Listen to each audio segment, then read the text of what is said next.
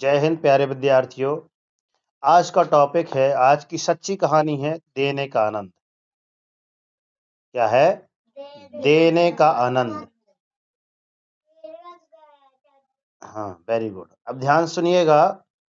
एक बार एक गुरु शिष्य कहीं टहलने जा रहे थे। कहाँ जा रहे थे? टहलने। तो रास्ते में उन्हें सड़क के किनारे एक जोड़ी जूता किनारे मिले। यार, पुराने जूता किसी के रखे हुए हैं। तो देखे, अब होता क्या है आगे। उन्होंने इधर उधर देखा तो थोड़ी दूर पर एक किसान खेतों में काम कर रहा था, अर्थात फिक्स है कि ये जूता उन्हीं के होंगे, है ना। अब यह देखकर शिष्य को अब शरारत सूझती है। गुरु और शिष्य दोनों थे। शिष्य मतलब विद्यार्थी, छात्र, है ना। तो उसको क्या हुई, शरारत सूझी। अब क्या बोलते हैं, गुरुजी ये जूते अपन छुपा दें क्या?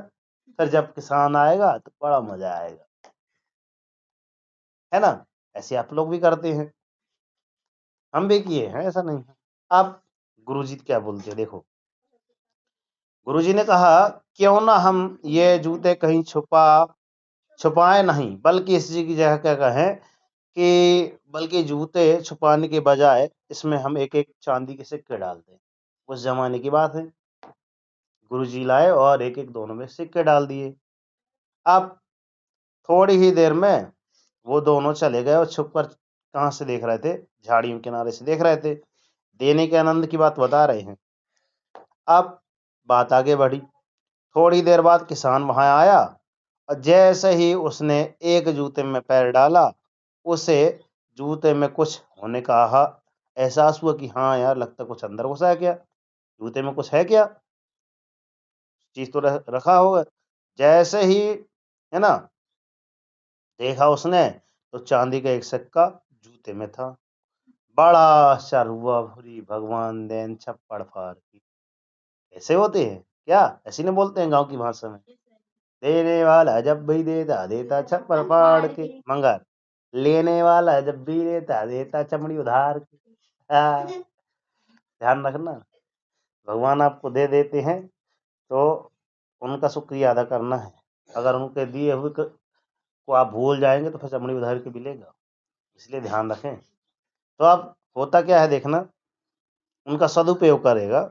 जो भी आपको भगवान ने दिया है तो उसका सदुपयोग करेंगे, ठीक है। तो दोनों झाड़ी में छिपे छिपे देख रहे थे। कौन? गुरु और शिष्य।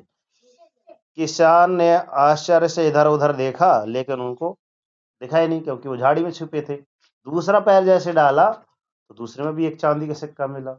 अब भगवान को शुक्रिया धन्यवाद, जैसे शांत भैया धन्यवाद बोल देते, है ना, वैसे उसने भी भगवान को शुक्रिया अदा किया और थोड़ा भावुक उठा और दोनों हाथ ऊपर उठाकर ईश्वर से कहा, हे भगवान, तू बड़ा दयालु है। आज मेरी बीमार जो पत्नी है उसकी दवा और उसके बच्चों के खाने का इंतजाम आपने कर दिया है। आज मेरा विश्वास दृढ़ हो गया है कि तू सबका ख्याल रखता है। ऐसे भगवान को उसने धन्यवाद दिया, बोला।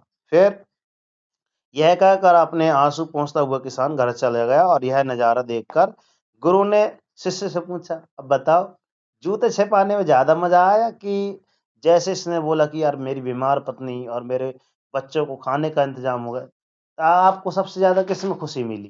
किसमें मिली राशि? किसमें मिली? जूते चोरी करने में है? चांदी के सिक्के रखने में, है ना। अत्यंत खुशी हुई। आप आज, है ना, इसमें ज्यादा आनंद आया या तुम्हारे जूते छिपाने में? अब बताओ किसमें ज्यादा मजा आया? शिष्य ने बताया, गुरुजी। शिष्य ने जवाब क्या दिया? आज आपने मुझे जीवन की सच्ची सीख दी है।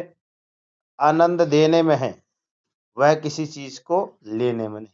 समझ में आई बात कि असली आनंद कहे में है? देने में है।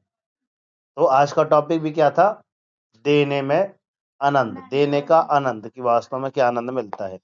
अब किसान खुश हुआ, है ना, जब किसान खुश हुआ तो सीख क्या मिलती हमको कि किसी जरूरतमंद को कुछ दे देने या उसकी मदद करने से बढ़कर कोई और पुण्य कार्य नहीं है। इसलिए जरूरतमंदों की आप हमेशा क्या करते रहें, सहायता करते रहना चाहिए, मदद करती रहनी चाहिए।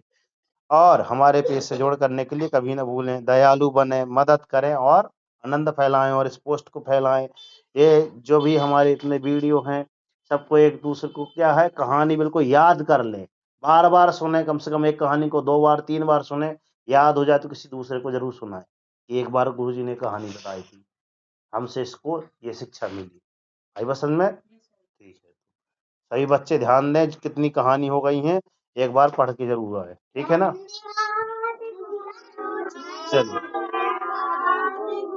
चलिए, आपका भी बहुत बहुत धन्यवाद।